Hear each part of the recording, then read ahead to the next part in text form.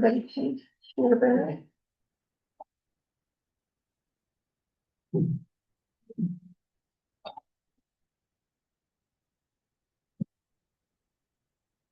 right, thank you. Can everybody hear me all right? Online too?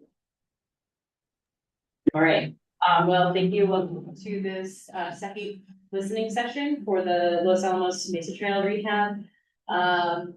We are talking today about the activities that have been going on since the last public meeting. So if you want to go ahead and switch to the slide, next slide. There we go. Of course, we have Eric Peterson in the back joining us today. Of course, sorry, Eric's not here. Eric's not here. Sorry, Tori is in the back. Eric is not able to join us. But I am here from Bohannon, Houston. We are doing the engineering and planning for this rehab. Online joining us are our engineers, Jared Lee and Tyler Smith as well. So our scope of work has included preparing construction documents to prepare it for letting, bidding, and doing the actual construction of the rehabilitation of the trail. And some goals of the project are to bring the trail into ADA compliance, and to kind of fix a little bit of a curve on the trail that has caused issues for cyclists. It's very tight and narrow. We'll see that in a little bit. So this project hopefully will help expand accessible trail options in the area. So this is the project area. Of course, we have the East Road. It's by the Los Alamos Airport, and the Mesa Trail kind of hugs that hillside up to the north and connects to the Los Alamos Assisted Living Facility and East Park. And so planned improvements really include, as I mentioned, widening that switchback that currently exists as you move from East Park to the rest of the trail. We're going to also add a more formal tie-in to the assisted living facility. And so that'll be about a 4-foot wide path between the assisted living facility before it rejoins the trail itself. We're adding some new railing, some fencing along the area has been kind of falling over, and so we're adding some new railing to address that. And then adding a tie-in at the airport. So the airport is doing a project concurrently that they are working on, and so they're going to incorporate that into their project, but work closely with our engineers as we continue to advance that. So this is a typical section. We're going to have a 10-foot path throughout, except for at the assisted living facility, which will be a 4-foot path. And then we're going to have a 1-foot bench on either side. So the bench is also kind of known as a shoulder. Next slide. This is kind of showing you where that switchback realignment is kind of causing issues currently. So we're taking it out and pushing it to the further to the south so that it's not so tight, and widening that curve so it's a little bit easier for cyclists to take. And then you see the narrower path in pink there as it connects to the assisted living facility. And you can kind of see on here the informal path that exists currently connecting that. This is an example of what the new guardrail will look like. So they will be pipe railing instead of the current wood fence that we have, and that's to help with safety. And then there's existing gym equipment along the way, and that's going to help. That's going to remain in place, except for there is a little bit of gym equipment at the bend, which will be relocated during construction. And so the surfacing of the project, we have selected asphalt. I know this was kind of a topic last time, but some really key drivers around this decision in the project was accessibility being kind of a key driver. There are some slopes in the area that make it warranted to make sure that that the steepness is able to be taken by wheelchairs and people in walkers. There's also some snow management concerns. So right now the team goes out and they sometimes plow the snow. If it was a crusher climb, wouldn't be able to plow a crusher climb trail. And then there's also some maintenance considerations. This trail has lasted for a long time with pretty minimal maintenance requirements until now. And so it'll help with prevent erosion of the trail as opposed to kind of a crusher fine trail. And then of course that accessibility is a pretty key one. Next slide. So the implementation timeline, the Los Alamos County is really aiming to move this along as quickly as possible, weather permitting. So we're going to be completing the design in late summer of this year. And then if they can get it bid and contracted in time, they might be starting in winter. And so really depending on weather, there's going to be snow impacts. It'll kind of depend on how the construction crew can actually implement it. So that could move anywhere from winter to spring. And then the trail would be open again either in spring or in summer, depending on that construction timeline. And that's what I've got. It was a really pretty short presentation for you guys. Not too much news since last time, if you were able to join us last time, but any questions or comments, and I will come around the room with our mic as well.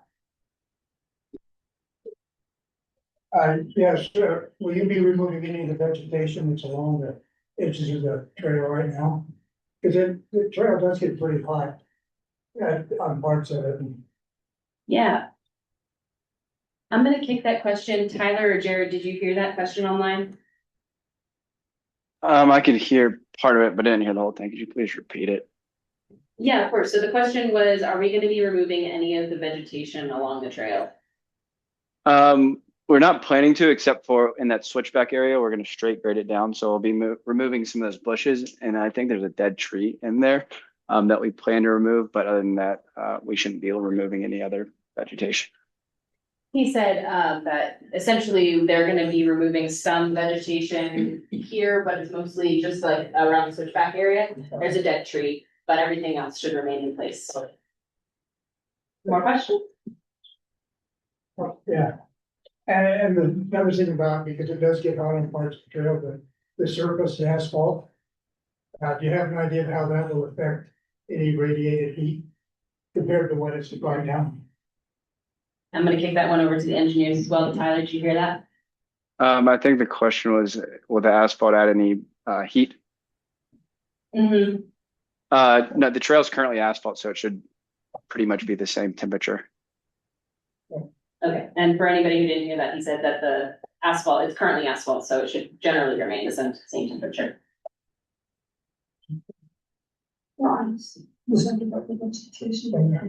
So, and none of the equipment, the equipment will stay, right? Yes. Because the one near the assisted living center is really just an information. Yeah, so the question was, is the equipment going to stay on the trail? The answer is yes, the equipment will stay on the trail. I think a few slides ago, we showed a picture of, it's like an information booth, but it does have some things that you could use to like do push-ups and sit-ups.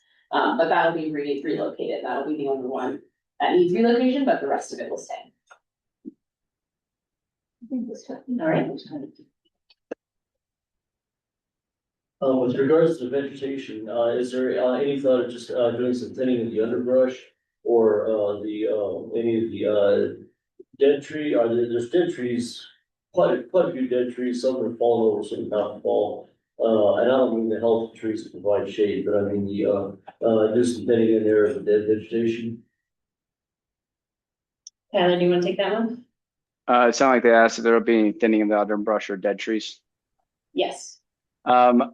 The only thinning we're going to be doing is in that roundabout. Most of the trail is going to follow the same alignment. So getting rid of the trees that are outside of the existing trail, they're not in the scope of this project.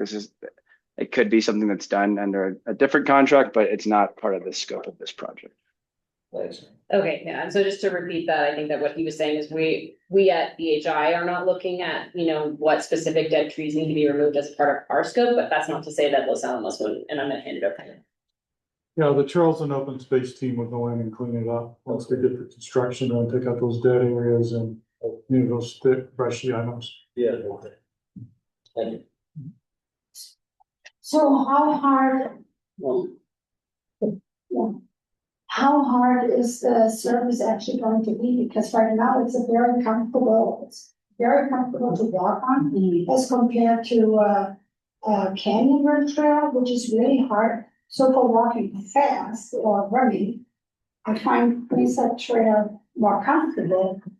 And, so I'm concerned about that. I know you mentioned it has something to do with the snow removal. So is there any way they can make sure that the surface is still not just suitable for bikers, but also for people who are walking and running?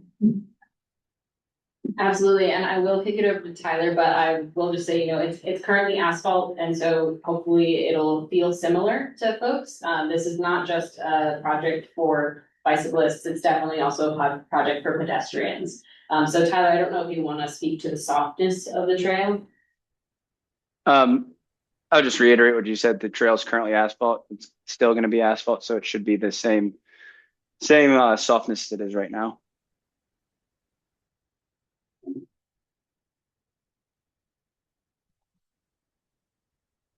Any other questions about that? All right, well, I'm happy to stick around and chat with anybody if there's any more questions. Thank you. Thank you so much for coming. Thank you. Sure, thank you. Thank you.